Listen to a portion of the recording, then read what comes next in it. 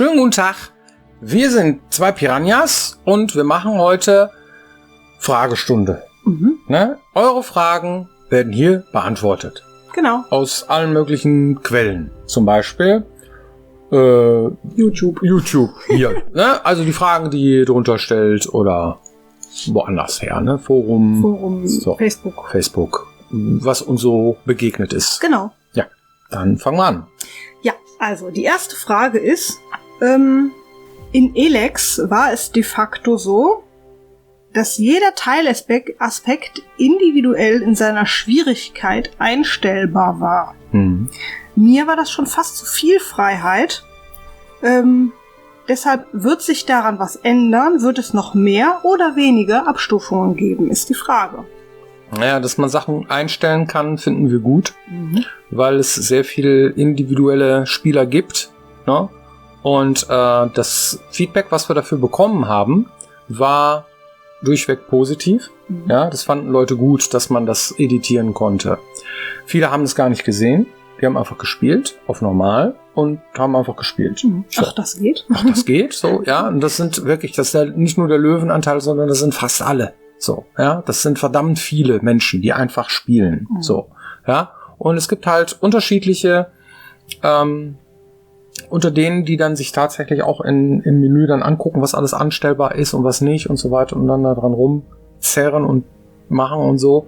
Da gibt es dann auch noch verschiedene Lager. Ne? Offensichtlich hat derjenige, der jetzt hier diese Frage gestellt hat, ist mir zu viel, ja, aber dann mach es nicht. So, ne? Das ist dann unser Ja, ich glaube, der Trick Tipp ist bei den Voreinstellungen genügend Auswahl schon zu geben für diejenigen, die jetzt nicht stundenlang rausfinden wollen, was macht denn diese Einstellung jetzt genau, dass man damit schon leben kann. Ne? Das heißt, wenn die Person, die das hier hatte, das Problem, bei irgendwas nicht klar kam und dann nicht weiß, was er einstellen soll, um genau dieses Problem zu beheben, dann musst du halt an der Stelle jetzt rumprotteln. Und das, was wir machen möchten bei Elex 2, ist bei den Schwierigkeitseinstellungen am Anfang quasi normal als Mitte anzubieten, so für den normalen Piranha Bytes Spieler. Normalos. Ja. Und daneben abweichend Schwierigkeitsgrade, die den anderen Spielertypen halt entgegenkommen. Dass die Hardcore-Spieler dann es wirklich auch knackig haben und die Leichtspieler es auch wirklich leicht haben, um nicht zusätzlich stundenlang jetzt rumtrotteln zu müssen. Nur diejenigen, die sagen so, ja, aber ich mag Ausdauer nicht, aber ich mag dies, ich mag das aber nicht. Ich möchte mit mehr Monstern angegriffen werden, möchte ich nicht. Die können dann rumtrotteln, wie sie möchten und sollen das auch dürfen. Und die anderen, die spielen halt einen der Schwierigkeitsgrade, die wir anbieten und daran werkeln wir, dass das auch vernünftig funktioniert. Hier ist die nächste Frage. Werden Kinder in eure Mechaniken integriert und wird sich das aufs Rating auswirken? Zum Beispiel, indem man Kinder töten kann. Also wir bauen Kinder ein, weil wir coole Geschichten erzählen möchten mit Kindern und weil wir glauben, dass, weil wir wissen, weil wir es an uns selbst entdeckt haben, dass das ein sehr immersives Element ist. Ja. Es gab sehr viele Menschen, die uns gefragt haben, sag mal, ihr habt ja immer nur Erwachsene in dem Spiel. Wie soll das denn funktionieren? Ist ja völlig unplausibel. Andere haben gesagt, na ja, ist halt ein Rollenspiel und so weiter. Aber wir fanden schon, dass es sehr viele Spiele gab, so in den letzten 10, 20 Jahren, ja, wo Kinder immer eine sehr zentrale Rolle gespielt haben und wo man sich emotional dann auch drauf eingelassen hat. Ja. Aktuelle Beispiele gibt es aber eigentlich immer schon. So, ja, Kinder waren immer so das i-Tüpfelchen. Das war immer so irgendwie, oh, guck mal, so, ja. Und das haben wir nicht gemacht, weil es halt irgendwie sehr viel Aufwand war und wir hatten es nicht auf dem Zettel, weil wir nämlich wissen, wenn man das macht, dann muss man sehr viele Sachen mit berücksichtigen, nämlich auch sowas, was hier jetzt gefragt wird. Was ist denn mit Age-Rating? Was ist denn mit diesen, ja, kann man denn Kinder töten? Können die dann selber angreifen und so weiter? Also wir haben, unsere Prämisse war, lass die Kinder nicht, wenn wir die einbauen, nicht zu viel an dem Gameplay und an dem rumzerren, was man von uns gewohnt ist. Das war die Prämisse. Genau. Ja, das heißt also, Kinder, ja, einbauen, dass sie auch in die Welt passen und so weiter, aber sie dürfen nicht so großen Einfluss haben, dass man jetzt derjenige, der Piranha Bytes Spiele liebt, jetzt sagt, okay, ja, aber ist nicht mehr mein Spiel. Das wäre für uns, ne? Und das bedeutet halt, dass Kinder Beiwerk sind. So, das bedeutet, dass die Kinder aktiv in Kämpfen jetzt nicht so eine große Rolle spielen und dass man Kinder narrativ, ne, beschützen muss und so weiter, aber dass man in den Kämpfen jetzt nicht mit Kanonen auf Kinder schießen soll oder irgendwie solche Dinge, das machen wir nicht. Das ist nicht unser Spiel. Genau. So, also kannst nicht rumlaufen, einfach irgendwelche Kinder. Das ist auch nicht unser Spiel. Also das nein. So, ja. Das heißt, ihr könnt mit ruhigem Gewissen dieses Spiel euch zulegen, ja, und da werden jetzt keine Kinder gequält oder sowas. Das ist Quatsch, okay? Ja, also nicht irgendwie falschen Hals bekommen, weil wir jetzt Kinder haben. Mhm. Genau. Wie sich das anhört? Ja, das ist auch die Frage, oder? Ja, nein, nicht den falschen Hals bekommen, weil wir jetzt Kinder haben. Ja. Wir haben noch Kinder. Ja, genau. Warum gibt es nicht, ist die nächste Frage, mehr Varianten an unterschiedlichen NPCs, wie dicke, muskulöse, dürre, große, kleine, ja. Mhm. Woran liegt das? Mhm. Also wir haben ja schon gerade gesagt, dass wir Kinder einbauen, ne? Das heißt, da sind ja schon die Kleinen dabei jetzt, ne? Und die haben halt immer auch ihren eigenen Animationsbaum und hast du nicht gesehen, aber wir haben auch dünnere, schmalere und auch kräftigere haben wir im Spiel. So ist das nicht. Und diese ganz dicken, ne, so, ja, die würden dann auch sich anders bewegen und so weiter. Und für uns ist es halt für ein Team unserer Größe bei einigen Sachen halt besser, wenn wir uns auf einen gewissen Archetyp einschießen, ne? Und die Welt dann so plausibel dann darstellen. Das ist eine Frage des Aufwands. Ja. Ganz eindeutig. Du versuchst es immer so reichhaltig wie möglich zu machen mit dem geringsten Aufwand. Also das klingt jetzt komisch, aber tatsächlich ist es so, dass du alleine schon für Männer und Frauen unterschiedliche Rigs, also Skelette hast. Ja. Und die brauchen dann eigene Animationen, sonst sieht es komisch aus. Früher konnte man das noch machen, ne? Das haben die Leute akzeptiert. Heutzutage macht man das nicht mehr. Ja, das muss man schon sagen, die müssen individuell auch mehr Animationen haben, damit es einfach realistischer aussieht, weil die Figuren sehen mittlerweile realistischer aus und deswegen sollen die Bewegungen auch mehr können. Ein paar Sachen können sie scheren, aber dann werden sie auch retargeted oder retarget oder wie man das nennt halt. Aber meistens ist es so, dass man dann doch versucht, individuell darauf zu reagieren. Genau. So, ne? Dann kannst du manchmal ab und zu ein bisschen was ergänzen, was dann speziell ist, was da nur wenige haben, aber die beste Animation ist natürlich eine, die möglichst viele benutzen können. Wenn ich jetzt irgendwie den alten Menschen noch dazu nehme, der dann irgendwie so eine Stockanimation haben soll, dann ist die vielleicht, was weiß ich, 5-mal im Spiel und lohnt sich halt nicht so schnell, wie eine, die ich für ganz viele NPCs benutzen kann und dann reichhaltige Tagesabläufe darstellen kann zum Beispiel. Deswegen versucht man dafür möglichst viele Animationen zu machen. Wo steckt man seine Energie rein, ne? Das ist die interessante Frage. Genau, also cool wär's da noch reichhaltiger zu sein, aber da muss man immer gucken, ne? Diesmal haben wir gesagt, wir machen das mit den Kindern, weil vornehmen tun wir uns immer viel. Manchmal haben wir es ja auch gemacht, ne? Ja. Und manchmal eben nicht. Es kommt immer drauf an, wie viel Haufen an Sachen wir da auf dem Tisch liegen haben und wie viel wir dann auch fertig kriegen möchten. Genau, also wir sind tatsächlich jetzt reichhaltiger geworden und haben einiges geschafft, ne? Alle Varianten, Möglichkeiten gibt's dann halt immer nicht. Genau. Hier schreibt jemand, mir ist schon oft die Eigenschaft Geruch oder Duft in Spielen abgegangen. Wie glaubst du, könnte man sowas sinnvoll als Spielemechanik integrieren? Da bist du explizit mit angesprochen worden mit dieser Frage. Eindeutig, ja. Nicht wegen dem Geruch, sondern weil da Jenny steht. Ja, da hat jemand Jenny geschrieben. Da hast du vermutlich mal sowas erwähnt. Und ja, dann verhalte dich mal. Hier steht in Klammern Disney, ersticken versus Pups versus verbessern. Was? Ja, Jenny, was ist denn da jetzt? Ja, wie kann man das denn jetzt sinnvoll... Also ich persönlich bin... Also erstmal... Spiele riechen zu können. Genauso wie Filme und Serien riechen zu können. Bin ich ganz spontan kein Fan von. Geruchskino, ja. Es gibt ja schon dieses irgendwie, da kommt eine Welle und du wirst dann angespritzt und so ein Kram, ja. 4D.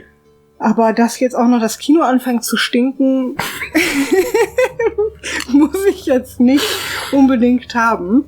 Also das ins Spiel zu integrieren, wäre jetzt nicht so mein erstes. Wir sind auch keine Fans von 3D-Kino. Wir sind aber Fans von VR. Das ist auch irgendwie skurril, aber so ist es. Ja, ne? Ich bin da eher so, Akustik finde ich super. Ja. Aber so, ne, ja. Zum Anfassen schwierig, kommt drauf an. Ja. Und das Thema Duft und Gerüche in die Spielemechanik einzubauen, das ist dann bestimmt wieder eine andere Idee, aber da jetzt zu designen, ich glaube, da würde ich länger für brauchen.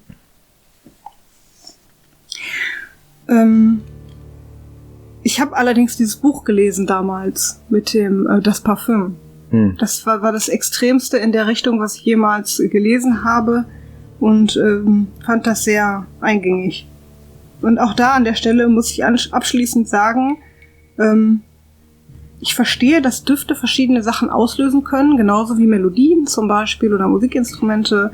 Aber das als Mittel zu benutzen, finde ich, es wird halt sehr schnell eklig. Ja, und deswegen würde ich sagen, Vorsicht. Wird man Björn mal Ingame-Musik machen sehen? Nein, aber hören. Genau, hören wird man. Also wir haben jetzt nicht den Björn aufgenommen beim Musikmachen, wobei das wahrscheinlich auch gar nicht so spannend wäre. Aber Gesang von mir wirst du da drin finden im Spiel. Genau, das ist cool. Wer Björn singen sehen will, der findet das tatsächlich im Internet. Das ist richtig. Die nächste Frage ist zum Thema Farbgebung. Ob die so final ist. Die ersten Impressionen vom Spiel wirken bei weitem nicht so farbenfroh wie bei Elex. Das ist interessant. Ihr könnt zum Beispiel sehen, dass auf unseren Social-Media-Kanälen jede Woche ein neuer Screenshot gezeigt wird und jede Woche auch ein neues Mood-Artwork gezeigt wird. Ich glaube, samstags sind die Artworks und irgendwann in der Woche sind die Screenshots und die sind alle neu, also von Elex 2. Und da wird ziemlich schnell klar, dass wir von ein paar neuen Gebieten einige Screenshots gemacht haben. Es gibt aber sehr viele Gebiete, die auch wieder ganz anders aussehen in Elex 2. Also kann man so nicht stehen lassen, dass wir trister geworden wären. Genau, nee. Also einzelne Gebiete schon. Und die Nacht ist auch ein bisschen dunkler geworden, weswegen es jetzt Sinn macht, dass man eine Taschenlampe hat.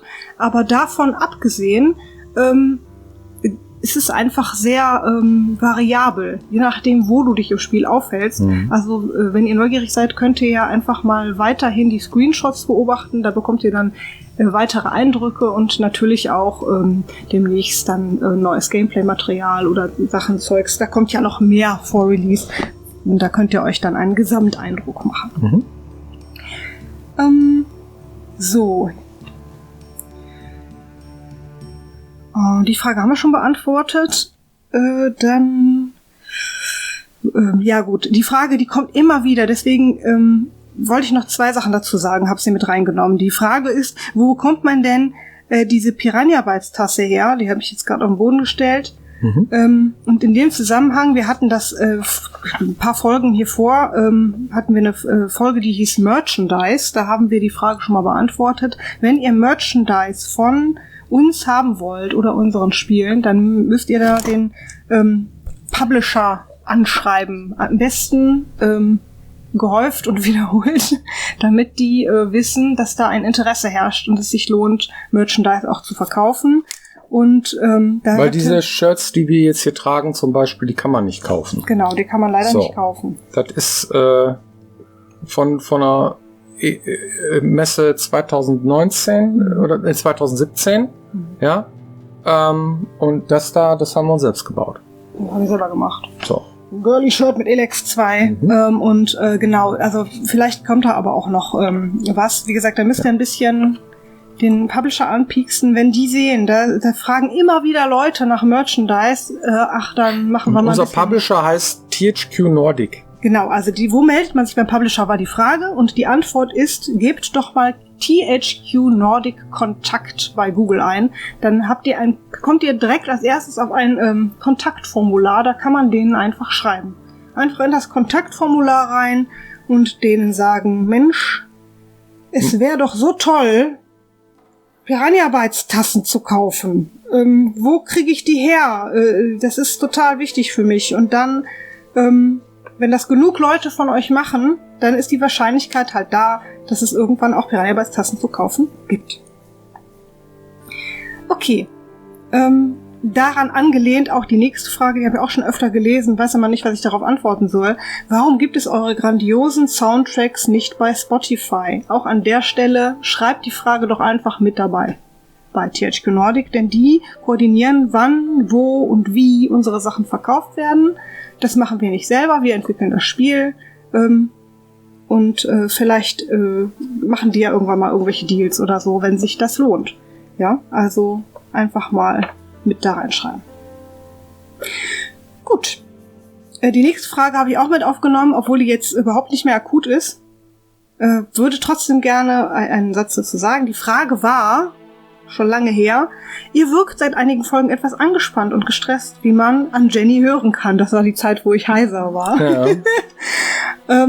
Und auch gesundheitlich angeschlagen. Wann machen die Piranhas denn Urlaub? Oder ist Urlaub nach der Ankündigung eines neuen Spiels überhaupt möglich? Ja, also ja, ich war heiser und ein bisschen angeschlagen, erkältungstechnisch, aber jetzt bin ich wieder voll fit und wir waren tatsächlich auch im Urlaub. Eine Woche an der Nordsee. Und eine Woche in Bonn. Und eine Woche in Bonn. Ja, Urlaub kann man auch in Bonn machen, in einem Häuschen. Ja.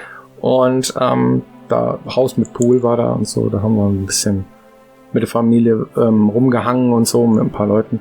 Und das war schon notwendig. Ja. Das war cool, ja. Da haben wir ein bisschen Energie getankt und war ein bisschen schwimmen. Yay! Entscheidet aber jeder individuell für sich selbst, wann er seinen Jahresurlaub nimmt. Wir machen es meistens immer so, hier 5 Tage, da 7 Tage oder so. Dieses an einem Stück Monat irgendwie so Pause kriege ich irgendwie auch nicht hin. Ja. Da sitze ich dann da, jetzt würde ich aber gerne wieder irgendwas machen. So, ne? Und es gibt bei uns sowas nicht wie, man darf jetzt keinen Urlaub nehmen. Jeder kann selber entscheiden, wann er seinen Urlaub nimmt. Ja. Und taktischerweise machen die Leute das dann, wenn es für sie passt. Das heißt irgendwie, die Wahrscheinlichkeit, dass zum Release, sage ich jetzt mal, Leute in Urlaub fahren, ist halt nicht so hoch, weil die halt auch neugierig sind. Ja, das heißt, sie dürften schon, machen es dann aber nicht. Und so ist es auch den Rest des Jahres. Wenn wir jetzt einen wichtigen Milestone-Abgabetermin haben, dann sind die Leute, die davon betroffen sind, in der Regel da, weil die ja auch ihren Kram fertig machen wollen. Und es gibt keine Zeit, wo niemand in Urlaub fahren darf oder sowas. Eher im Gegenteil, es gibt sogar Zeiten, wo alle einfach stumpf im Urlaub sind, weil das bei uns einfach so ist. Also zum Beispiel zwischen Weihnachten und Neujahr, Schicht im Schacht und da sind wir alle im Urlaub. Ne? Ja. Und den Rest, dann muss jeder selber gucken, wie er Bock hat. Es kommt nicht drauf an, wann, sondern nur, dass jeder quasi die Aufgaben, die er hat, auch erledigt. Und wie und wann er das macht, das muss er halt selber entscheiden. Dann gibt es einen neuen Soundtrack zu Elex 2 oder werden Musikstücke des ersten Teils mit reingenommen? Ich habe 6 Stunden Musik neu komponiert. Die sind angelehnt an die vorherigen Sachen.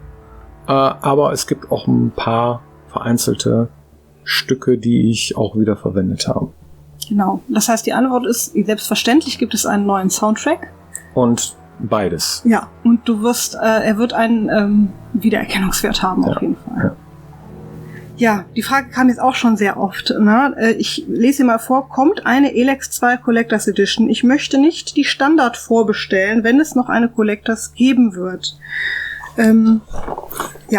Ihr habt mit Sicherheit zur Kenntnis genommen, dass es bisher immer eine gab und es gibt momentan noch keine genauen Infos, was, wie, wo. Aber sobald es die gibt, auch an der Stelle, werden wir die selbstverständlich mindestens auf unseren Social-Media-Kanälen öffentlich posten. Also würde ich jetzt einfach sagen, warte noch ein kleines bisschen und alle Infos kommen auf jeden Fall vor Release. Also du hast noch ein bisschen Zeit. Wenn du uns helfen möchtest, dann pack uns auf die Wishlist. Genau. Na, das hilft uns auch. Dann weiß der Publisher, guck mal, da ist Interesse. Ja, also das ist ähnlich wertig. Ja, eine Frage, die haben wir auch schon mal beantwortet, aber die Fangfrage ist vielleicht interessant. Also ich lese mal vor. Lasst ihr euch eigentlich oft bei Quests, Charakteren, Gegenden oder sonst was für euer Spiel von Filmen, Büchern oder anderen Spielen inspirieren? Und habt ihr da irgendwelche Favoriten, von denen ihr relativ oft eure Ideen hernehmt? Das ist die Frage, die wir schon mal beantwortet haben. Jetzt der Nachgang.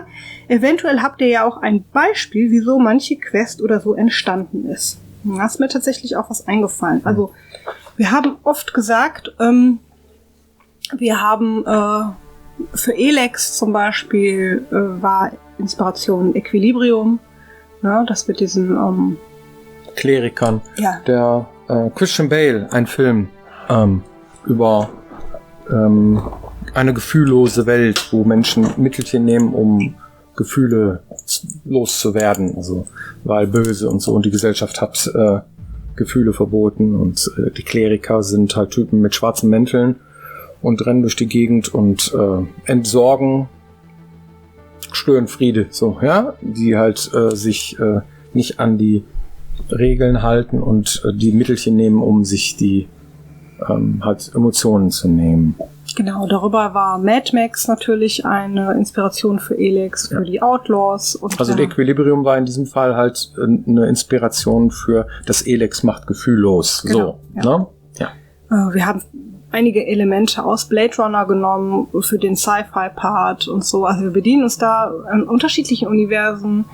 Und etwas, was ich ganz witzig fand, es gibt so eine Krimiserie, die heißt The Mentalist. Mhm. Und da gab es eine Folge, gab es ein Geheimnis in dieser Folge, nämlich das Geheimnis in der Brotdose. Das war ziemlich cool. Das haben wir geguckt und diese Brotdose, die hat uns unwahrscheinlich inspiriert, da eine Quest draus zu machen, die was völlig anderes ist als in der Serie, aber trotzdem war die Ursprungsinspiration halt die Brotdose, weil man nicht wusste, was drin ist, bis ganz zum Schluss. Und das war ziemlich cool gemacht und daraus ist zum Beispiel dann aus dieser Ursprungsidee die Duras-Quest entstanden. Ja. No? Was ich noch erwähnen würde, wäre Live, Die, Repeat. Der Film heißt auf Deutsch Edge of Tomorrow.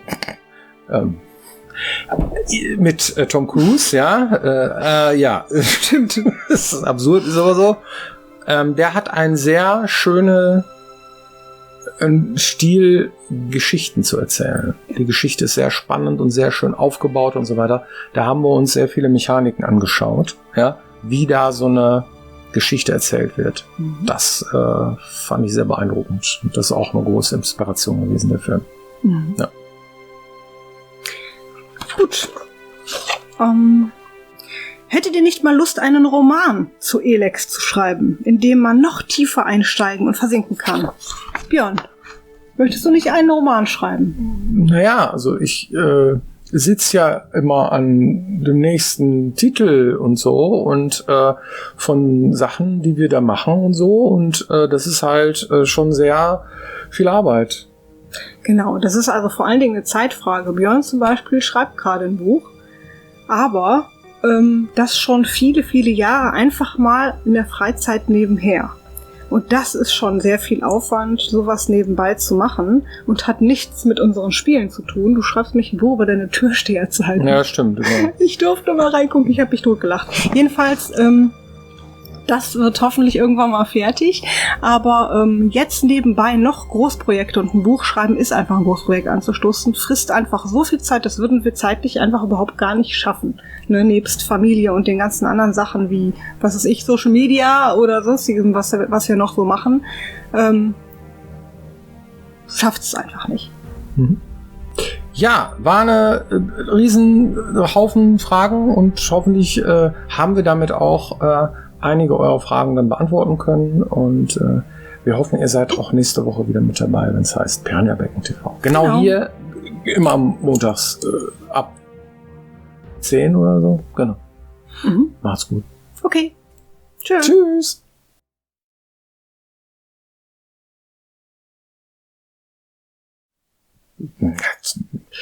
9:45 Uhr und gepostet wird um 10 Uhr. Dass es da ist. So, ist, ja, genau. Keine Ahnung, Montag? Montag.